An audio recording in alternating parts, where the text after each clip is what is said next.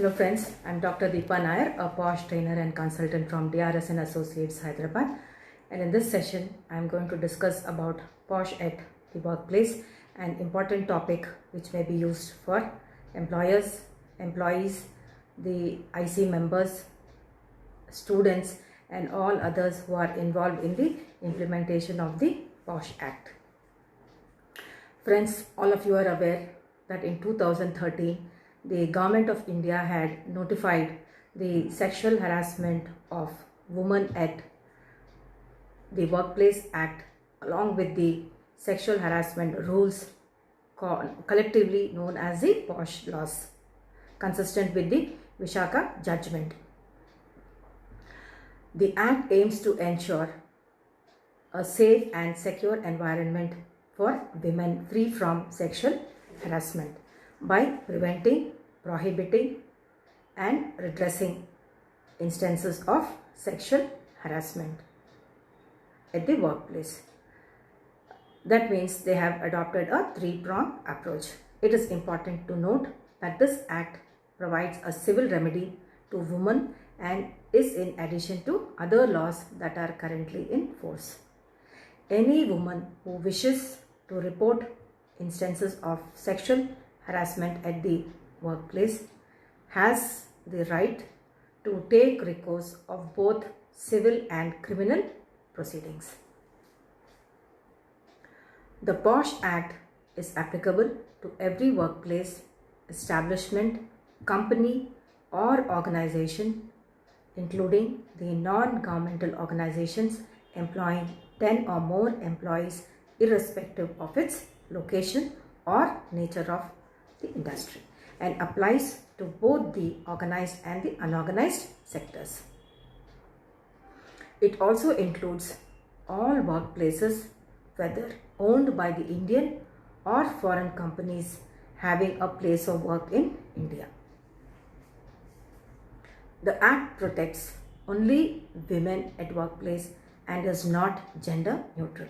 That means a male employee who is a victim of sexual harassment at the workplace is not entitled to invoke this law, and rather he must rely on the company policies that prohibit sexual harassment of any nature.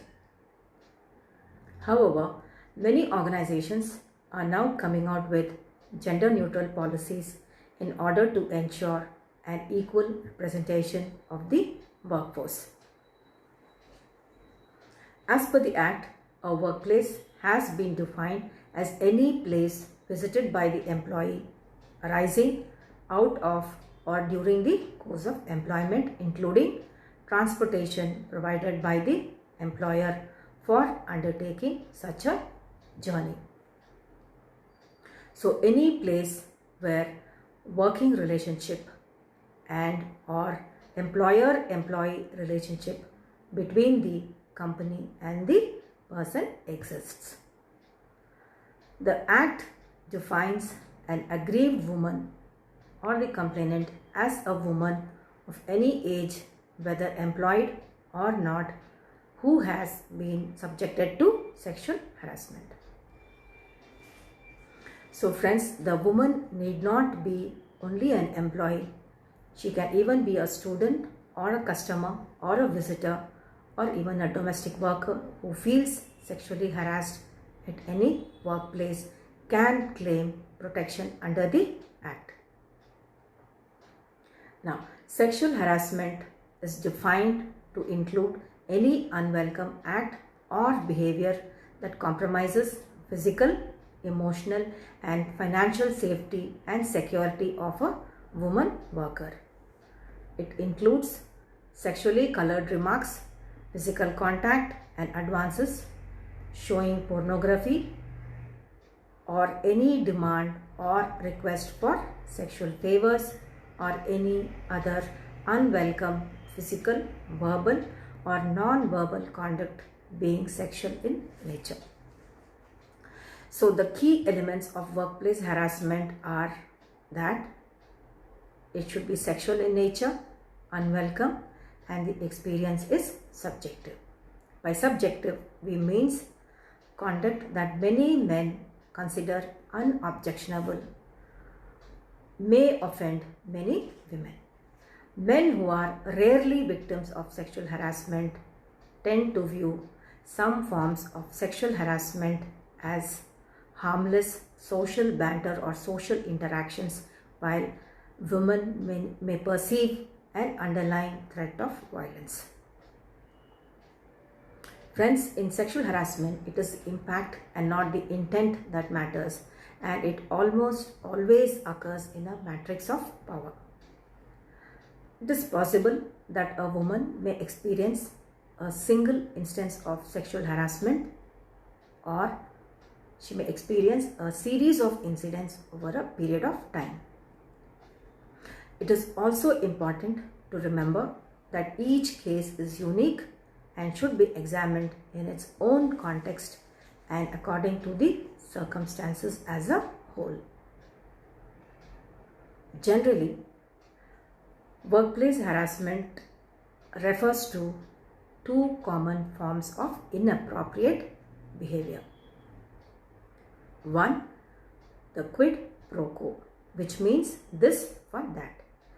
Any implied or explicit promise of preferential or detrimental treatment in her employment, or any implied or explicit threat about her present or future employment status. And the second one is the hostile work environment, which means creating a hostile, intimidating, or an offensive work environment, or any humiliation or treatment likely to affect her health or safety.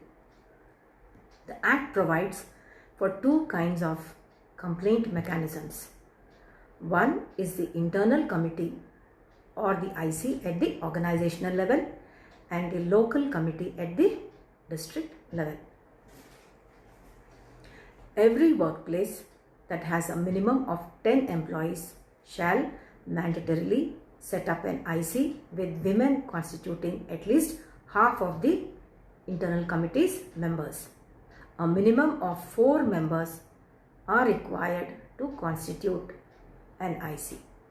The Internal Complaints Committee's key mandate is to oversee the implementation of the organization's POSH policy by ensuring a work environment free of sexual harassment and providing an effective redressal mechanism for any complaints of sexual harassment against women at the workplace. The internal committee shall comprise of a senior level employee as the chairperson or the presiding officer. A minimum of 2 employees from the organization committed to the cause of women shall be the members, and another member from a non-governmental organization or an association dedicated to the women's welfare, or any person well versed with issues concerning sexual harassment may also be a part of the committee. It is important to note that where an employer or organization has multiple locations, with each location having 10 or more personnel, it is mandatory to set up an internal committee in each of such locations. The term of the internal committee members shall not exceed 3 years, and a minimum of 3 members, including the chairperson, are required to conduct an investigation or inquiry into any complaint. Similarly, the district officer will constitute a local committee in every district to enable women from the unorganized sector or small establishments to work in an environment free of sexual harassment. The local committee receives complaints from women working in an organization having less than 10 workers, or when the complaint is against the employer himself, or also from the domestic workers or from the unorganized sector. Now, let's discuss the grievance redressal process. The aggrieved woman or the complainant is required to file the complaint with the internal committee in writing. It has to be in a written form within 3 months from the date of the incident of sexual harassment. Or if there are a series of incidents, then 3 months from the date of the last incident of sexual harassment. If the complaint is made beyond 3 months of the incident, then reasons for the delay has to be recorded in writing. The internal committee has the sole discretion to grant extension up to an additional 3 months if the circumstances are justified. Further, if the aggrieved woman suffers from any physical or mental incapacity, including death, owing to which she is unable to file the complaint, then her legal heir or co-worker or a relative or friend or any person who has the knowledge of the incident with her written consent is permitted to make the complaint on behalf of the aggrieved woman. The written complaint should contain the following: a description of each incident or incidents. It should include relevant dates, timings and locations, name of the respondent or respondents as the case may be, along with all the evidences and the list of witnesses and the working relationship between the parties. If required, the person designated to manage the workplace sexual harassment shall provide assistance in writing of the complaint if the complainant seeks it for any reason. On receipt of the complaint, within 7 working days, the internal committee shall issue a notice to the respondent along with a copy of the complaint. The respondent shall file his reply to the complaint along with his list of documents and names and addresses of witnesses within a period of not less than 10 working days from the date of receipt of the documents. Now, the first step in the grievance redressal process is the conciliation proceedings. The internal committee may, before initiating an inquiry and at the request of the aggrieved woman, take steps to settle the matter amicably between her and the respondent through conciliation. However, it's important to note that no monetary settlement shall be made as a basis of the conciliation. If conciliation is reached, then the internal committee shall record the proceedings and provide copies of the settlement to the aggrieved woman and the respondent with a copy to the employer, and no further inquiry shall be conducted.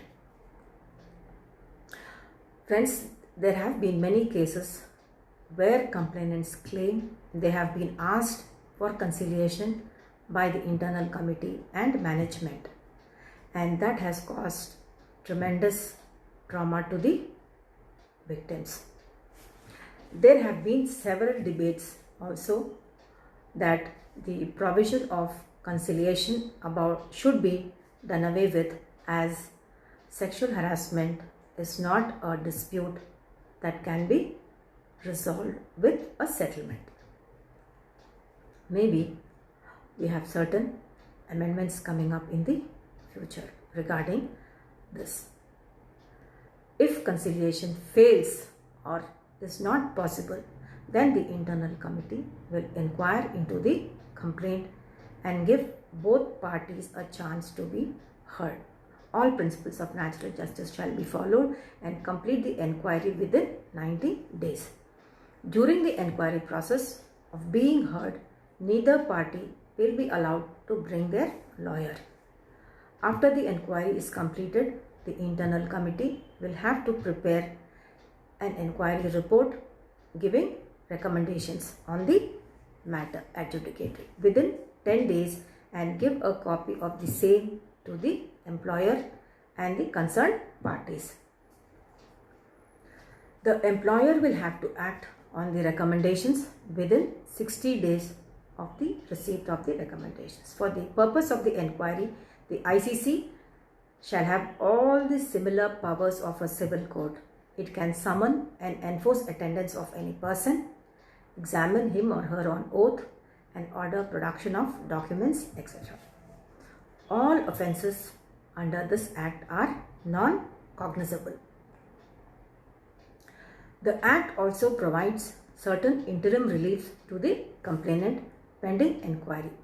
The IC may, at the written request of the complainant, transfer the complainant or the respondent to any other workplace, or grant leave to the aggrieved woman for up to a period of 3 months in addition to her entitled leave, or restrain the respondent from reporting on the work performance or writing any confidential report in relation to the aggrieved woman, or shall also restrain the respondent from supervising academic activities of the aggrieved woman should the aggrieved woman be a part of an educational or an academic institution.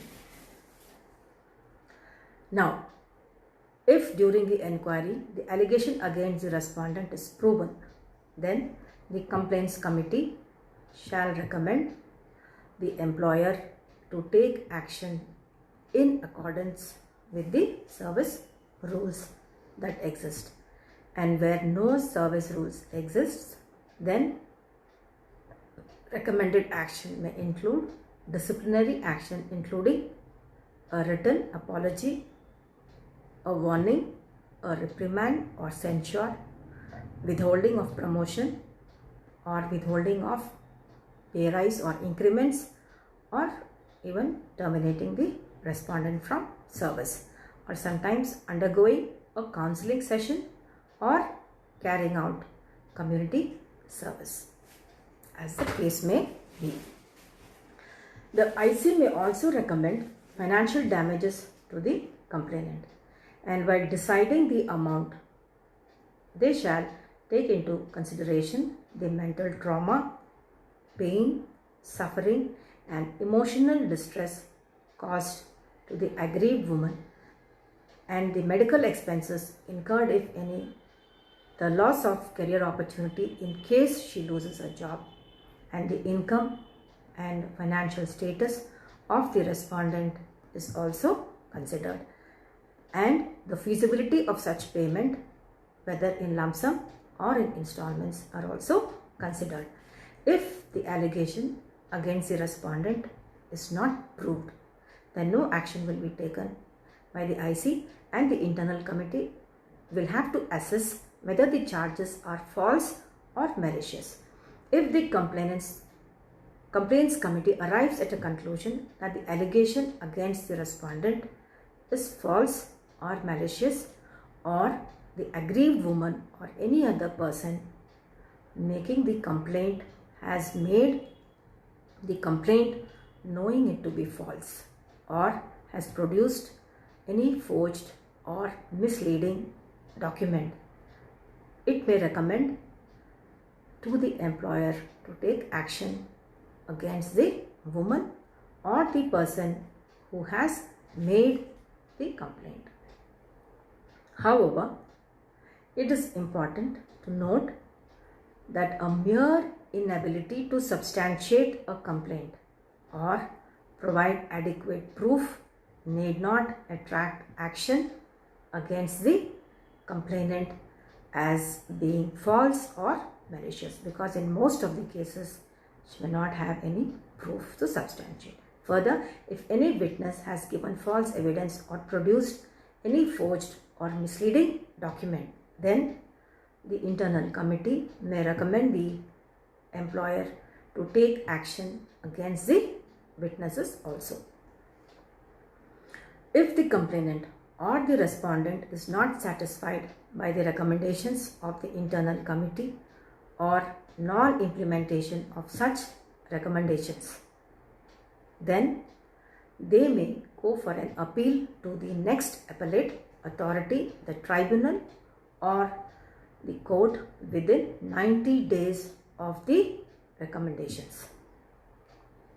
The Act also prohibits the publication or making known the contents of a complaint, the identity and address of the complainant or the respondent and witnesses, and any information pertaining to the inquiry proceedings or recommendations of the internal committee. This confidentiality clause has to be adhered to. Any breach of the confidentiality will result in specific consequences, including a penalty of ₹5,000 to be collected by the employer. The Act prescribes certain key obligations of the employer. It is the duty of the employer to provide a safe working environment for women at the workplace and to display on the notice board the penal consequences of sexual harassment and also the order constituting the internal committee. It's also the duty of the employer to organize workshops and awareness training programs at regular intervals for sensitizing the employees regarding the provisions of the Act, and orientation programs for members of the internal committee. Providing necessary facilities to the internal committee or local committee as the case may be for dealing with the complaint and conducting an inquiry. He shall also provide assistance to the woman if she chooses to file a complaint under the Indian Penal Code or any other law, to initiate action under the IPC or any other law against the perpetrator. The employer shall also treat sexual harassment as a misconduct under the service rules and initiate action for such misconduct. And he shall also monitor the timely submission of reports by the internal committee. Penalty for non-compliance has also been prescribed in the Act. If an employer fails to constitute an internal committee within his organization, then such employer can be punished with a fine of ₹50,000. In case of subsequent conviction for failing to constitute an IC, penalty can be doubled, and in certain cases the Act also provides about that the license or registration of such employer to do business may be cancelled. It is mandatory for the internal committee to prepare in each calendar year an annual report and submit it to the employer and the local labor and district officer. The annual report should include the number of complaints of sexual harassment received in the year, number of complaints disposed of during the year, number of cases pending for more than 90 days, and nature of action taken by the employer, and number of workshops or awareness training programs conducted against sexual harassment. Failure to submit the annual report will invite the same penalties as the failure to constitute the IC. The employer has a statutory obligation to ensure this report is included in the annual report of the organization filed to the Registrar of Companies. The Ministry of Corporate Affairs, through a notification on July 31st, 2018, amended the Companies Accounts Rules Act 2014. By this amendment, it is now mandatory to disclose that the company has implemented the provisions of the Sexual Harassment Act. It is now compulsory for a company to make a statement in the director's report that it has complied with the provisions regarding the constitution of the internal complaints committee. This amendment comes as a major step towards making the workplaces in the private sector safer for women, thereby casting higher responsibility on the board of directors to ensure compliance under the POSH laws. Penal provisions that ensue in case of non-disclosure under Section 134 of the Companies Act will now be levied in the matters of non-disclosure of the implementation of the Sexual Harassment Act as well. So friends, we have come to the end of the session, and if you like this video, please do not forget to press the like button, subscribe and share it with your friends and colleagues. Thank you so much and have a nice day.